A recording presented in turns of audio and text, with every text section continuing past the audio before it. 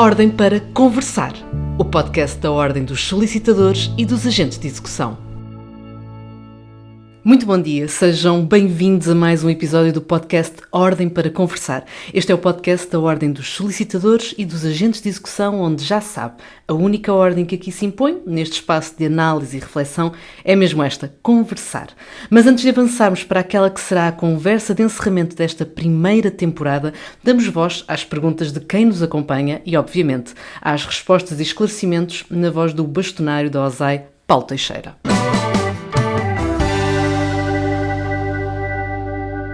Sr. Bastonário, muito bom dia.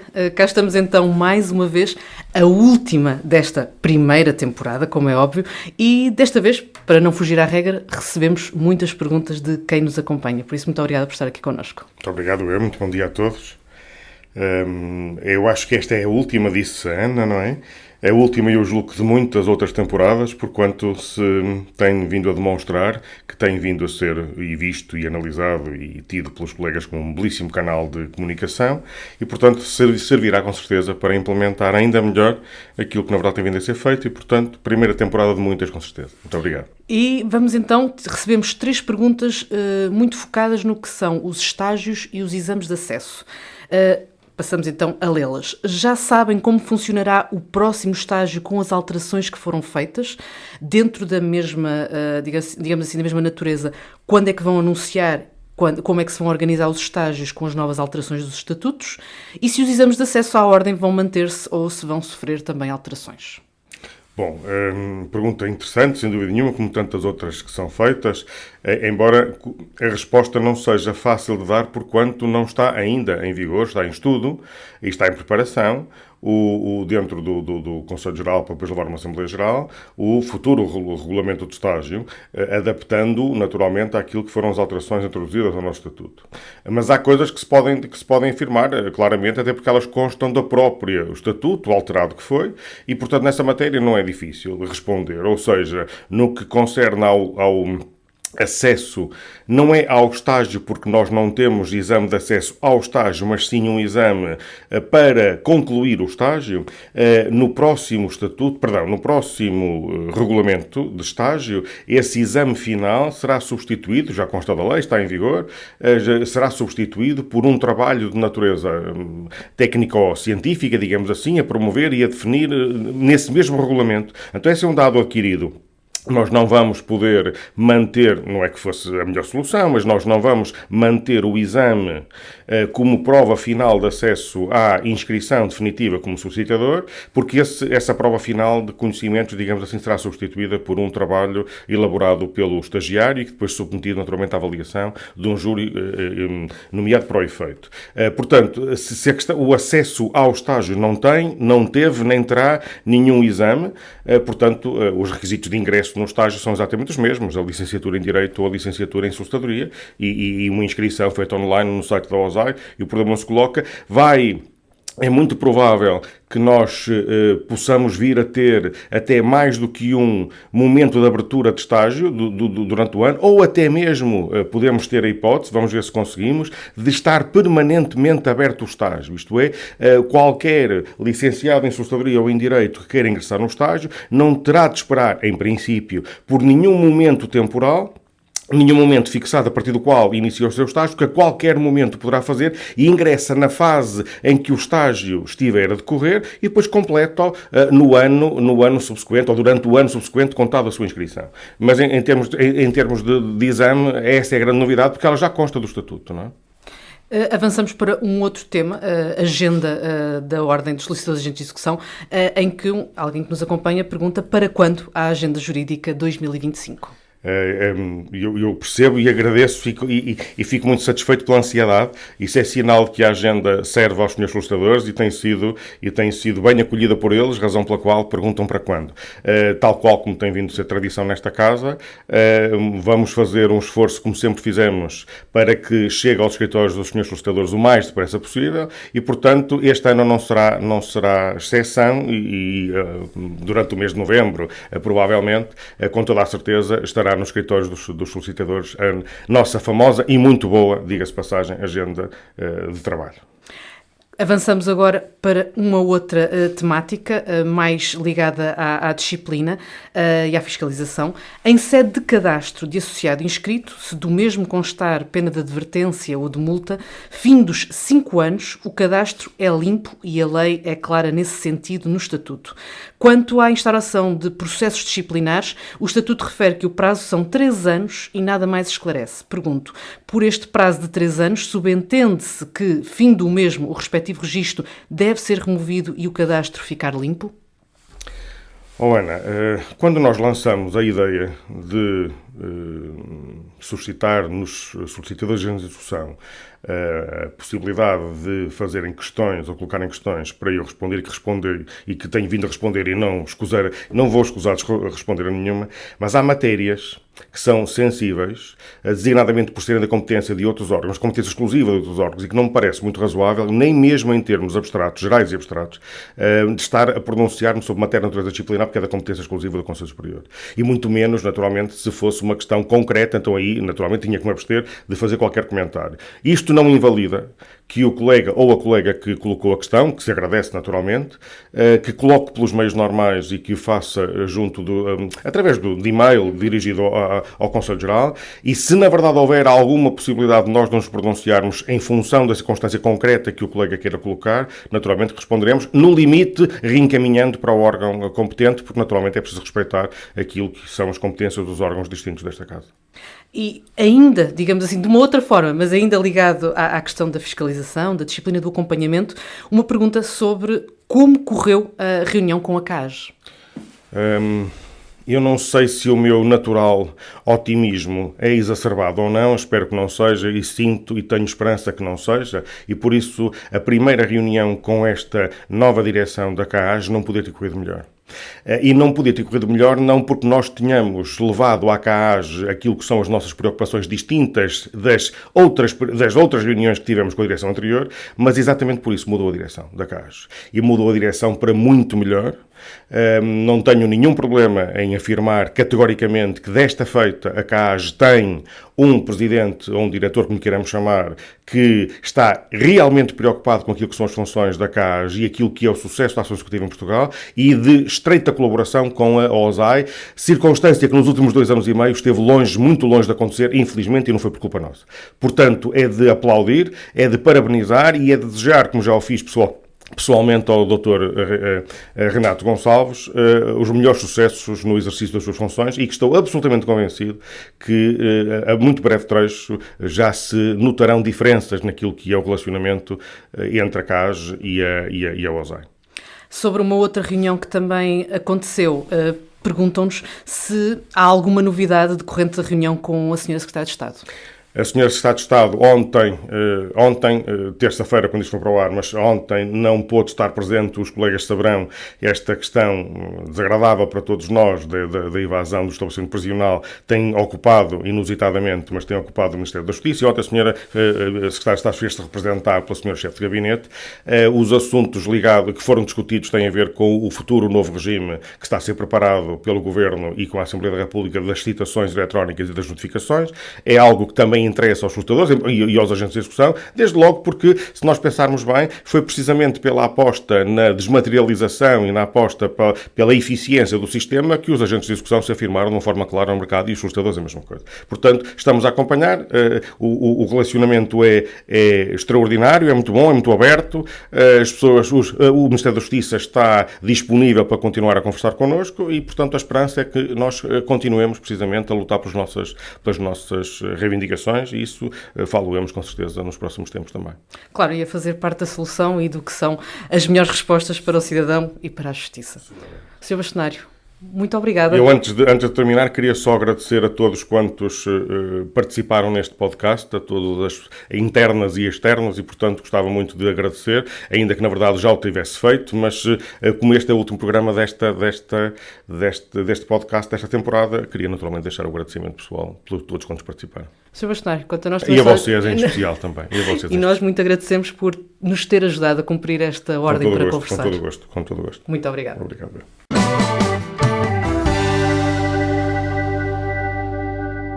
Muito obrigada a todas e a todos que colaboraram ao longo de todos estes episódios, remetendo tantas e tão interessantes e oportunas questões. Estamos certos de que a segunda temporada também trará a continuidade desta rubrica, cujo sucesso depende da participação de todas e de todos. Quanto à conversa que hoje lhe trazemos, recebemos em estúdio Renato Gonçalves, Presidente da Comissão para o Acompanhamento dos Auxiliares da Justiça, desde o passado mês de agosto, entidade responsável pelo acompanhamento, fiscalização e disciplina dos auxiliares da Justiça. Licenciado em Direito, é longo o seu percurso ao serviço da Administração Pública, inicialmente como colaborador da Comissão do Mercado de Valores Mobiliários. Em 2008, assumiu as funções de consultor de política legislativa na Direção-Geral da Política de Justiça do Ministério da Justiça, onde interveio na reforma legislativa e regulamentar do processo de insolvência e de reestruturação de empresas, que se encontrou na origem da criação da CAAS. Participou também na revisão do Código de Processo Civil, em especial no que respeita à instituição prática de um regime de penhoras eletrónicas de saldos bancários, para o bom funcionamento dos mecanismos de recuperação de créditos. Entre 2012 e 2022, assumiu funções diretivas na Direção-Geral da Política de Justiça, desempenhando, respectivamente, os cargos de Subdiretor-Geral e de Diretor-Geral da Política de Justiça, tendo continuado a intervir nas alterações legislativas e regulamentares operadas no domínio das insolvências. No exercício das referidas funções, preferiu inúmeras intervenções públicas sobre as temáticas relativas à insolvência, ao sistema de execução de dívidas e ao exercício de funções por administradores judiciais e agentes de execução. É imperativo deixar uma palavra de agradecimento por ter aceitado este nosso convite, algo que muito nos honra. E apesar da vastidão e riqueza deste percurso, começamos por falar deste novo desafio. Dr. Renato, estamos numa fase inicial de arranque deste cargo que assumiu a presidência da CAAS e perguntava-lhe que metas e que prioridades é que estão assim de alguma forma já estabelecidas neste momento de início. Muito bom dia, ou boa tarde, ou boa noite, conforme a hora a que estejam a ouvir este podcast. Eu atrever-me-ia a começar por agradecer à Ordem dos Solicitadores e Agentes de Execução o amabilíssimo convite para estar neste podcast a falar um pouco daquilo que são as nossas expectativas enquanto órgão de gestão da CAAS, que eu tenho a honra de representar desde o dia 23 de agosto de 2024. E, portanto, é com muito gosto que aqui estamos numa instituição que assistiu ao nascimento da CAAS, assistiu aos primeiros passos, muito contribuiu nos últimos anos para o que foi o sucesso da redução da pendência na ação executiva, um movimento que teve início em 2011 e que vem sendo continuado até aos nossos dias. E, portanto, de facto, a parceria, a abertura, eu diria que o acompanhamento lado a lado de instituições com competências e atribuições distintas, mas com uma finalidade que é melhorar o funcionamento da ação executiva e, por essa via, melhorar também o funcionamento do sistema de justiça, é uma honra estar aqui e dar um pouco a conhecer daquilo que são as grandes metas, as grandes linhas orientadoras da nossa ação no mandato de 5 anos que teve agora início. E, portanto, olhando um pouco para o futuro e para aquilo que esperamos venha a ser o desenrolar da nossa ação enquanto órgão de gestão da CAAS, eu diria que o principal objetivo que temos entre mãos é tornar as execuções no que diz respeito a este ramo de atividade da CAAS, tornar as execuções mais ágeis, tornar o processo executivo mais eficiente e dar o contributo em termos de acompanhamento, fiscalização e disciplina que permita, de facto, essa maior agilidade, essa maior eficiência.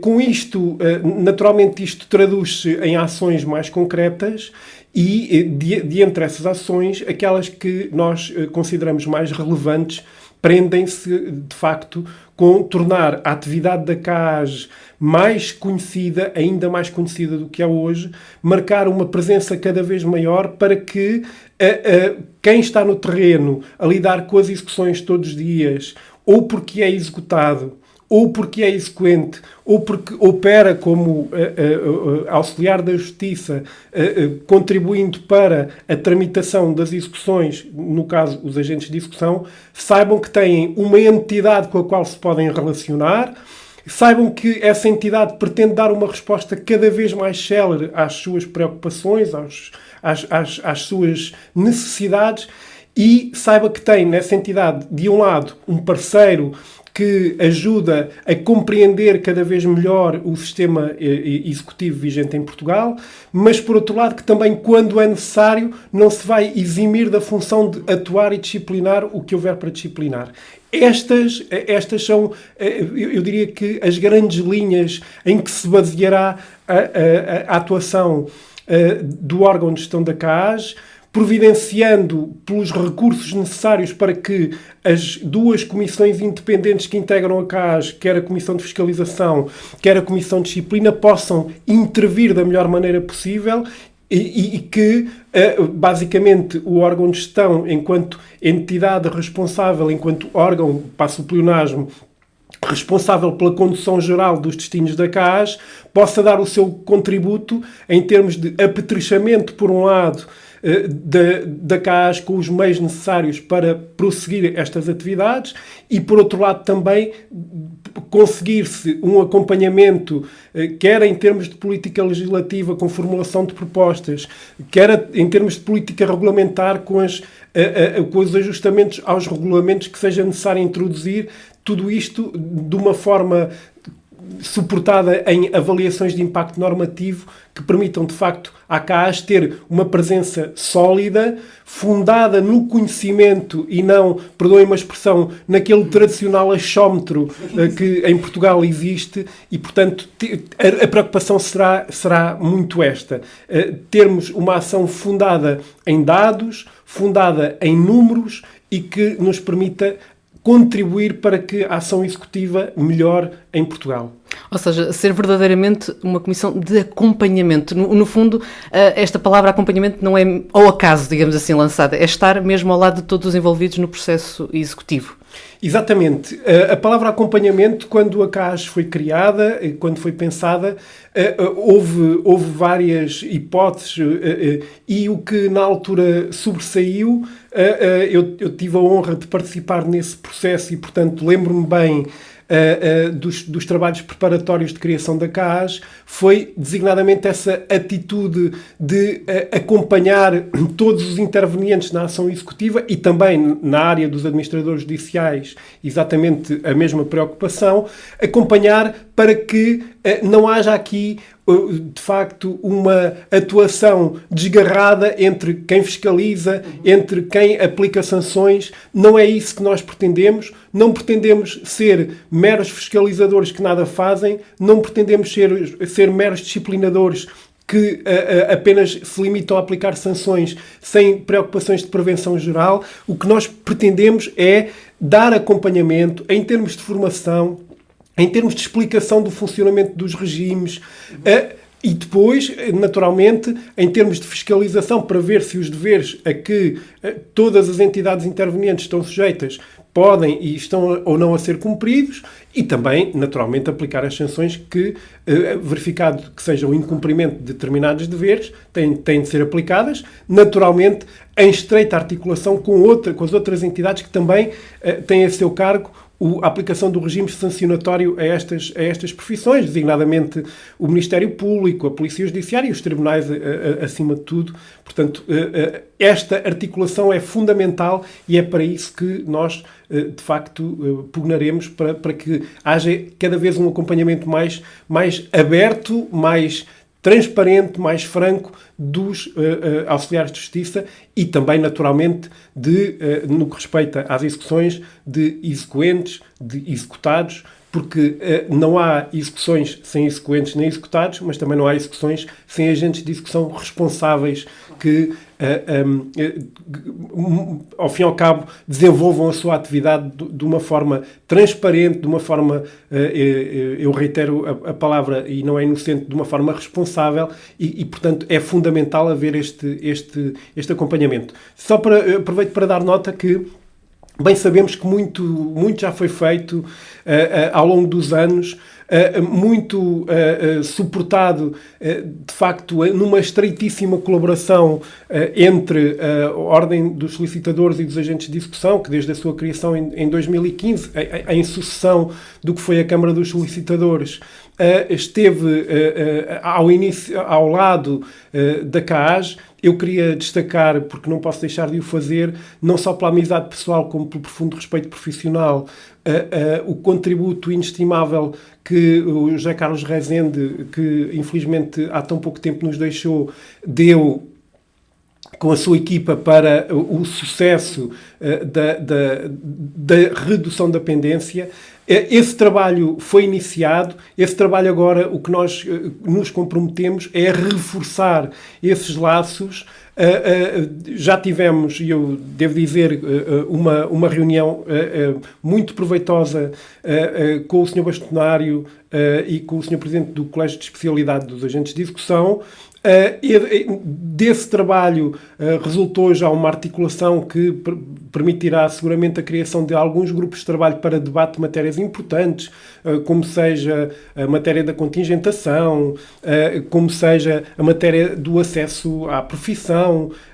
De facto, há aqui do acesso ao direito, há aqui um conjunto de temas, o funcionamento das plataformas eletrónicas que são utilizadas quer por agentes de execução, quer por administradores judiciais, como sejam leilões. Há, de facto, um conjunto de temas que estão visceralmente ligados ao funcionamento quer da OSAI, quer da CAAG, e sem esta articulação seria de facto muito complicado nós, cada uma das entidades, desenvolver a sua atividade.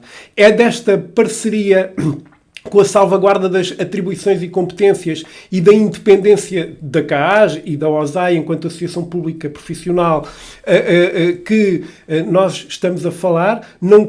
Nem queremos imiscuir-nos nos poderes e atribuições que a OSAI tem, e temos a certeza absoluta que a OSAI respeita intrinsecamente o estatuto independente da CAAG. Portanto, é com muita tranquilidade que nós vamos conseguir dar seguimento e continuidade a esta parceria entre as duas entidades e, portanto, é dessa parceria que nós esperamos que, de facto, surjam frutos que permitam, eu reitero o que já há pouco referi, reforçar uma cada vez mais eficiente tramitação da ação executiva. E agora perguntava-lhe, nós nesta resposta acabámos por recuar até ao que foi o início da reforma da ação executiva, 20 anos. E 20 anos passados perguntava-lhe quais seriam, de certa forma, os marcos que salientaria no que diz respeito ao contributo para uma fiscalização mais eficiente, mais eficaz e para o tal reforço da transparência que já falámos aqui tantas vezes e que é, sem dúvida alguma, uma prioridade permanente, digamos assim. De facto, em 20 anos, a ação executiva que nós hoje conhecemos não é idêntica à que foi criada em 2003 e que deu os seus primeiros passos em setembro de 2003. Está muito longe desse tempo em que havia maiores poderes das magistraturas em termos de controle judicial do processo executivo. De facto, nós hoje caminhamos ao longo destes anos, e em especial com a reforma que houve, operada pela Lei 41 de 2013, que aprovou o novo Código de Processo Civil, de facto nós caminhamos para uma maior responsabilização dos agentes de execução na tramitação do processo executivo.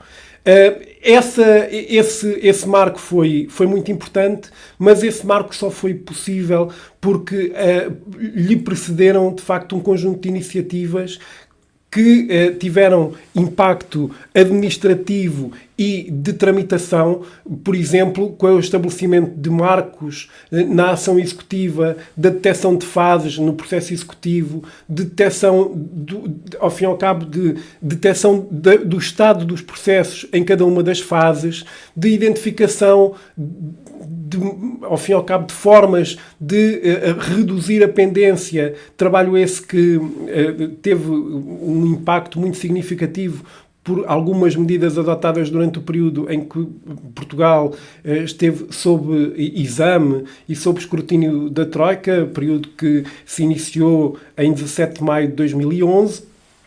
E, nessa fase, todos nós nos recordamos que nós tínhamos uma pendência na ação executiva que rondava 1.370.000 processos pendentes na ação executiva. Hoje em dia o cenário é de facto muito diferente, felizmente.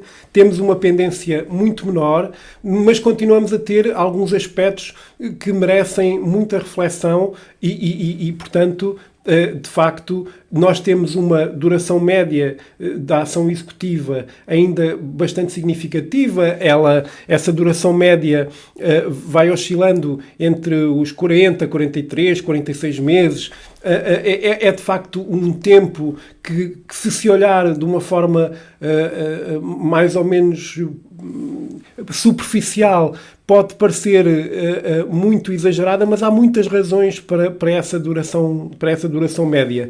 Uma das razões é que quanto mais processos antigos, se assim pudermos dizer, forem extintos, maior será a duração média, porque nós estamos a falar de processos findos e, portanto, quanto mais processos findarem com uma duração prolongada, mais impacto haverá nessa duração média dos processos finos. Isso é um ponto. O outro ponto tem a ver, e relaciona-se muito diretamente com isto, tem a ver, de facto, com a complexidade da ação executiva e com o termos um conjunto de garantias, quer dos executados, quer também, naturalmente, dos exequentes, que têm de ter as suas posições salvaguardadas por mecanismos de reação àquilo que é uma ação, eu diria, muito... que pode ser muito violenta, violenta não no mau sentido, mas violenta no sentido de ser uma ação direta sobre o património das pessoas, quer de executados em primeira linha, quer também de exequentes, de forma indireta, mas também de exequentes, por parte dos senhores agentes de execução. E, portanto, há de facto um conjunto de salvaguardas que, antes da revisão do Código de Processo Civil de 2013, a que já me reportei, fazia com que a ação executiva tivesse, em média, se bem me recordo, e são dados que outrora houve oportunidade, numa outra vida que tive também na Direção-Geral da Política de Justiça, que também muito me orgulhou, de facto, o processo dos estudos que foram então efetuados pelos consultores que operavam nesta área, o processo executivo tinha uma duração média, podia ter uma duração em termos de somatório de dados de cerca de 704 dias. Isto significa que, na verdade, houve a tentativa de, com a revisão do Código de Processo Civil, reduzir um pouco esses prazos, mas, de facto, o que é notório é que houve, por via da necessidade de salvaguarda dos direitos de todos os intervenientes, de manter um conjunto de salvaguardas que fazem com que o processo executivo, mesmo que corra muito bem, tenha uma certa duração. E, portanto, é natural que o processo executivo, por via de regra, tenha uma certa duração. São os chamados tempos da justiça. Nós não podemos querer ter uma justiça que funcione bem e que salvaguarde os interesses das partes, quando o que queremos também é que esses direitos, esses interesses das partes, interesses legítimos, sejam devidamente salvaguardados. E, portanto, tem que haver aqui uma compaginação de todos os interesses. Eventualmente, estamos em tempo de repensar, mais uma vez, os prazos processuais. Tem que ser algo suportado em estudo, na análise de dados, porque não faz sentido, só pelo tal dito achómetro que eu há pouco me referi, dizermos isto não faz sentido, isto deve-se cortar aqui ou deve-se cortar acolá. Entendemos, e na CAS tudo faremos para dar o nosso contributo nesse sentido, tudo faremos para que eventuais medidas de propostas de alteração aos quadros legais vigentes nesta matéria sejam suportadas em análise de dados, em verdadeiros estudos de avaliação de impacto, que é para isso que também a CAAS tem as atribuições que lhe estão confiadas nesta matéria. E, portanto, esse marco, de facto, de redução da pendência, e retornando à questão que me colocou e que muito agradeço, de facto, houve aqui marcos muito significativos que possibilitaram a redução da pendência. A revisão do código foi um desses marcos, mas também a utilização de algumas novas plataformas eletrónicas vieram permitir, de facto, a agilização da ação executiva e que ela contribuísse de forma efetiva para aquilo que existe, que é fazer com que os credores, que os exequentes que têm posições creditícias não satisfeitas, possam ver satisfeitas essas mesmas posições creditícias.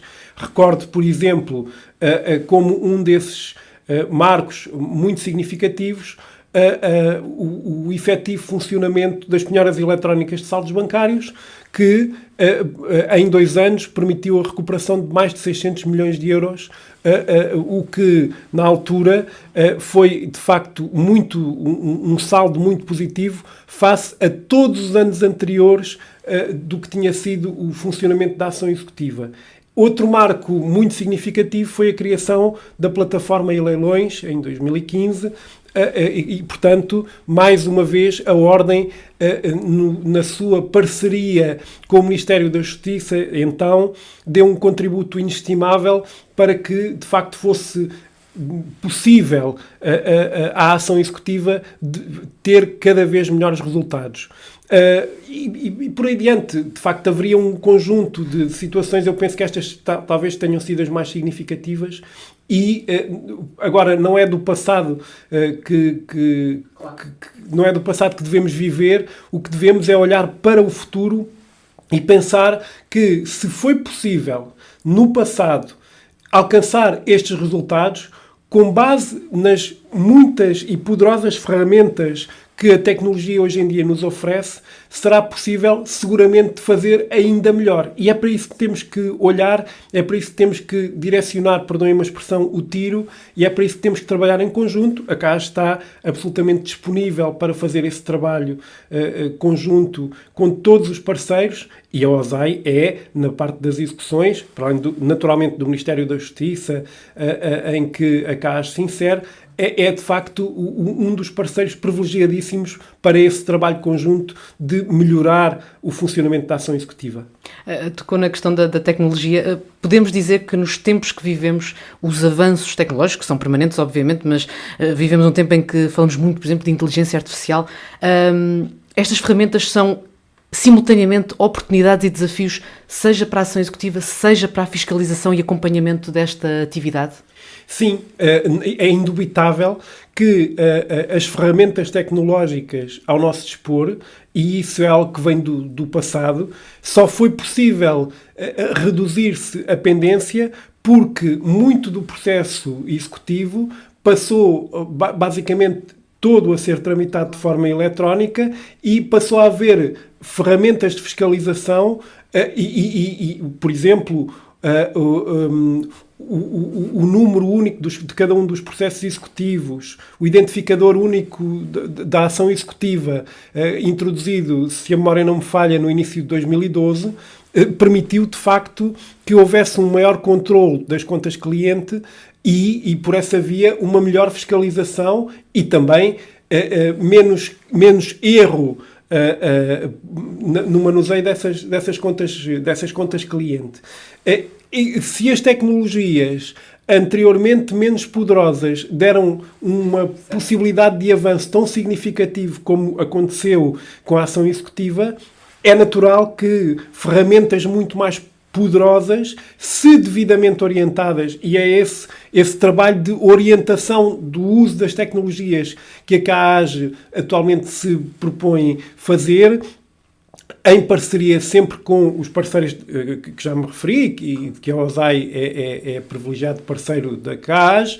De facto, essas tecnologias só podem ajudar e contribuir para melhorar a fiscalização. Por exemplo, a CAAS, e só dou nota disso a título de exemplo, está a dar os primeiros passos de implementação uma plataforma que visa ajudar a melhor liquidar os escritórios de agentes de execução, é o SILP, que de facto poderá dar um contributo para se reduzirem muito os tempos na liquidação, de facto, dos escritórios. É um problema, eu falo em escritórios não do ponto de vista técnico-jurídico mais correto, mas penso que toda a gente consegue compreender aquilo a que me refiro. Refiro-me tanto às sociedades como aos agentes de execução que trabalham em prática individual e, portanto, quando falo em escritórios, quero referir-me a toda esta realidade alargada.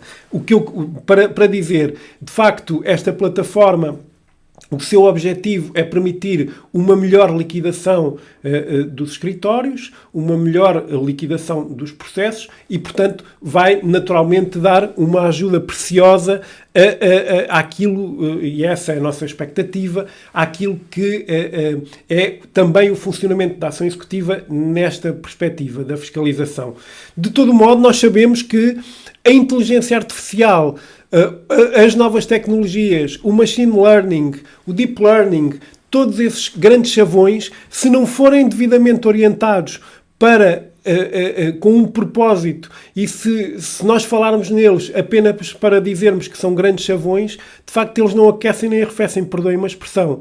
De facto, o que interessa é nós sabermos, por um lado, para que precisamos de ter esse tipo de recurso a estas novas tecnologias e planear a utilização dessas novas tecnologias, eu diria, perdoem-me a expressão, com cabeça, tronco e membros e com a intervenção de todos os interessados, de todos os intervenientes, os hoje em dia chamados stakeholders. Essa intervenção é fundamental para que não estejamos a criar ferramentas que depois, no limite, não sirvam para nada ou sirvam para muito pouco, e é nessa parceria que nós também procuramos orientar a ação de funcionamento da CAAS na construção de novas soluções, na construção de novas ferramentas. Se me perguntasse o que é que eu espero que este período de CAAS seja nos próximos anos, eu diria que se for um período em que nós conseguimos pôr todas as entidades a navegar para o mesmo sentido, de mãos dadas, a dar suporte a um dos pilares fundamentais de forma coesa do Estado Democrático, que é o pilar da justiça, então eu diria que a ação do órgão de gestão da CAAS teve sucesso. É o que eu espero. E o colega, o Dr. Emanuel Vieira, que está comigo no órgão de gestão, de facto, eu penso que posso aqui falar também por ele. O nosso grande propósito é este, é pôr, de facto, o órgão de gestão da CAAS e acima de tudo a CAAS ao serviço do funcionamento da justiça. Não quer dizer que não tenha estado, mas esperamos dar o nosso contributo de uma forma aberta para que, de facto, a CAAS tenha este papel cada vez mais ativo.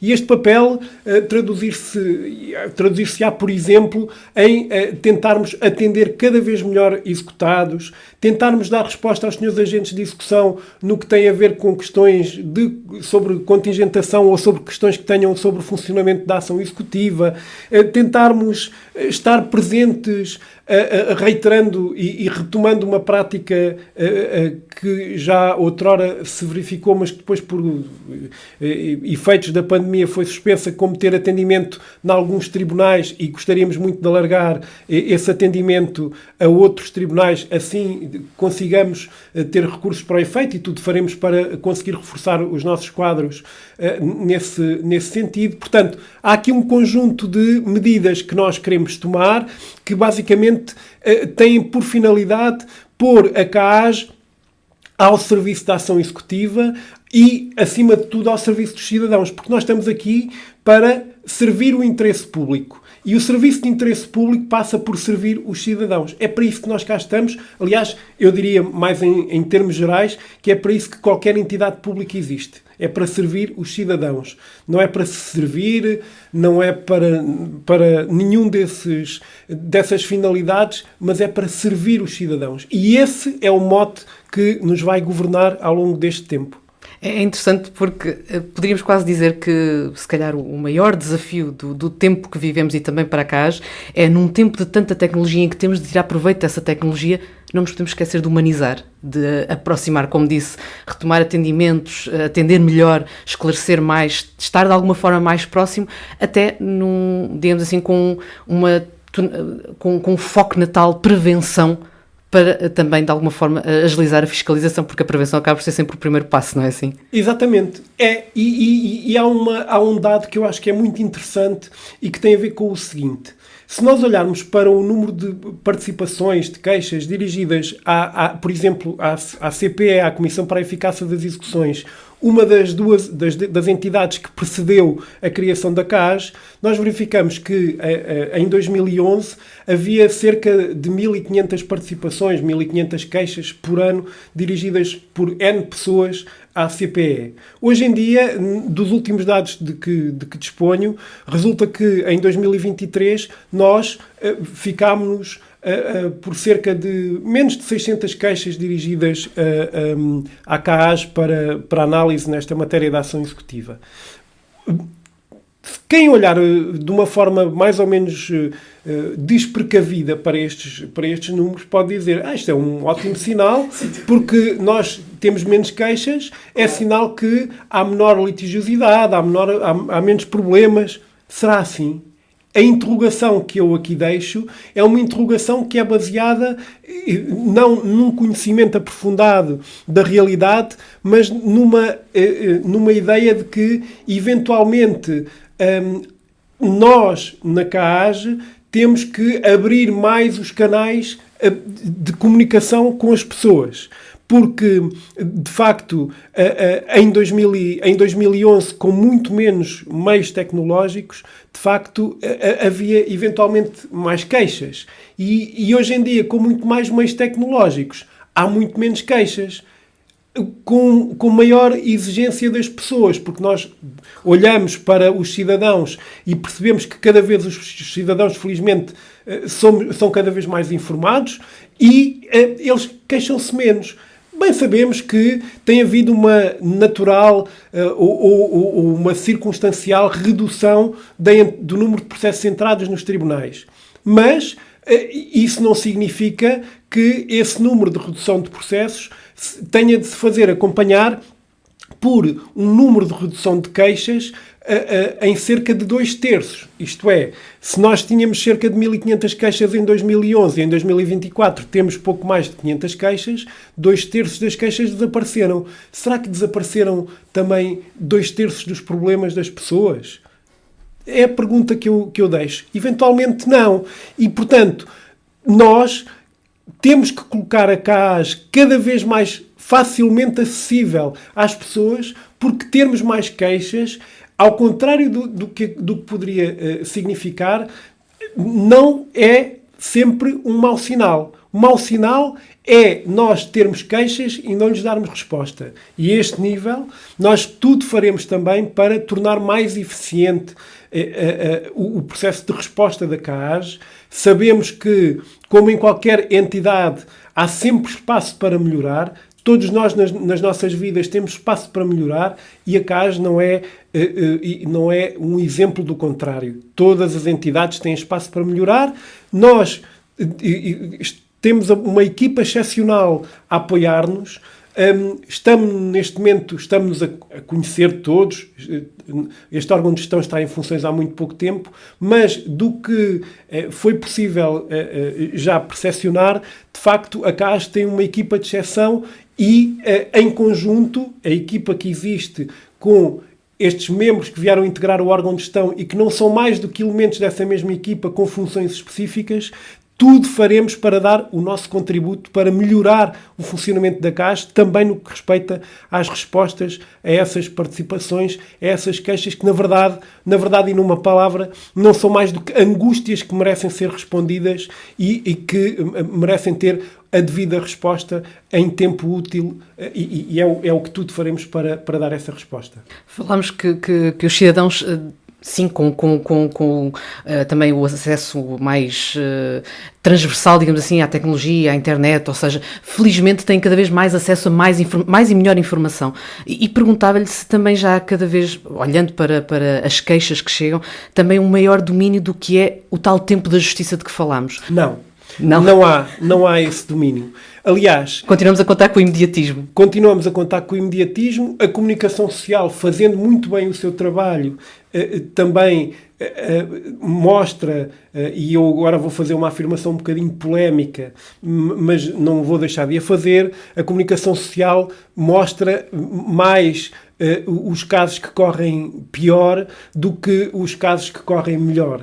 E, de facto, se nós fizermos uma comparação entre aquilo que tem corrido mal na justiça nos últimos anos e o que tem corrido bem, de facto, e muito tem corrido bem, basta olhar para o que aconteceu em termos de redução da pendência processual, por exemplo, basta olhar no cenário que nós temos em termos de recursos, basta olhar que, de facto, Portugal ombreia com os países mais avançados do mundo em termos do que é o funcionamento de um bom sistema de justiça, tramitação eletrónica do processo, acesso à informação no processo. De facto, Portugal, desde há muito, que tem, de facto, uma posição privilegiada nestas matérias, o que aparece e de facto, com mais força na comunicação social, são os casos que, pelo seu imediatismo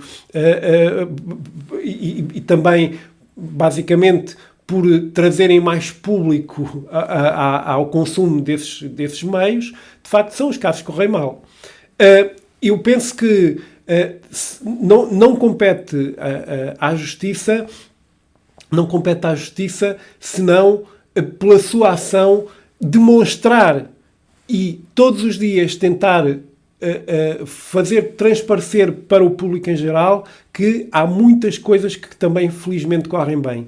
Esse papel é muito mais difícil fazer passar esta mensagem do que a contrária, mas compete a quem tem responsabilidades na administração pública fazer o seu papel. Naturalmente, os sucessivos governos tudo têm feito para fazer passar esta mensagem e, naturalmente, vão continuar a fazê-lo. Isso não tenho grandes dúvidas que assim seja, mas também a administração pública tem que continuar a pugnar por fazer o seu papel, dando nota daquilo que corre bem na justiça.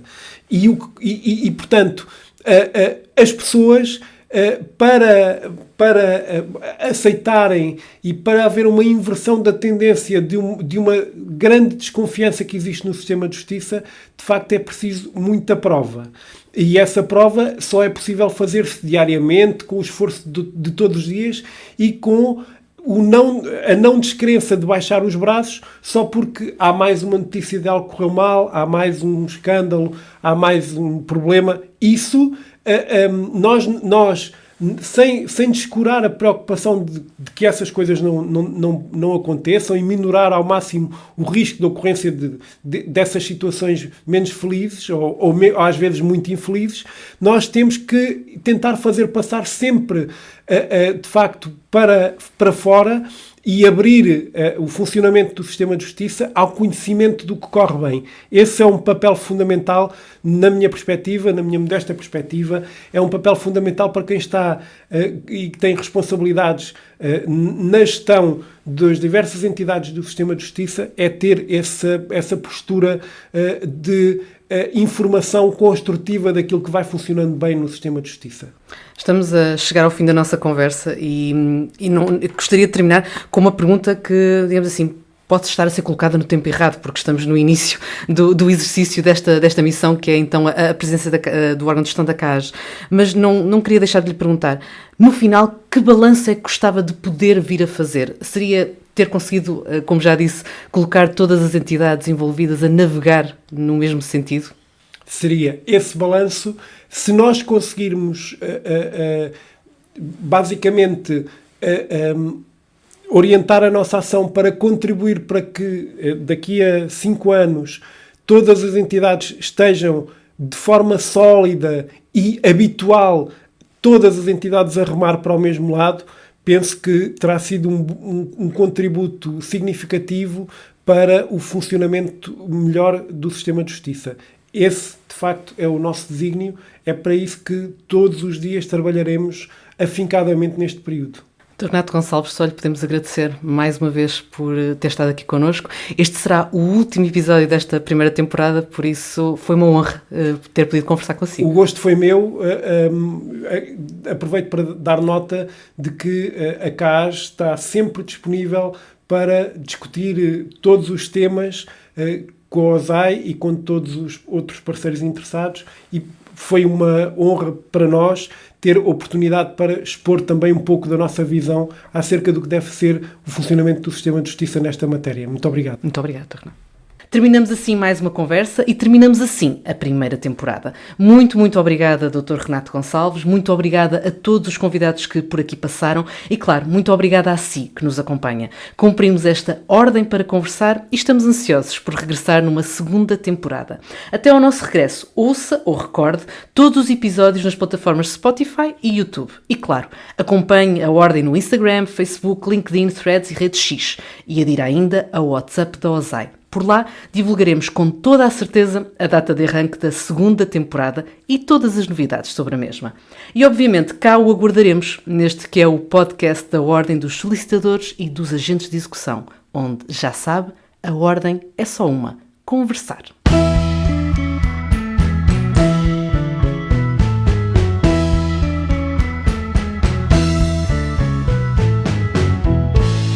Ordem para Conversar, o podcast da Ordem dos Solicitadores e dos Agentes de Execução.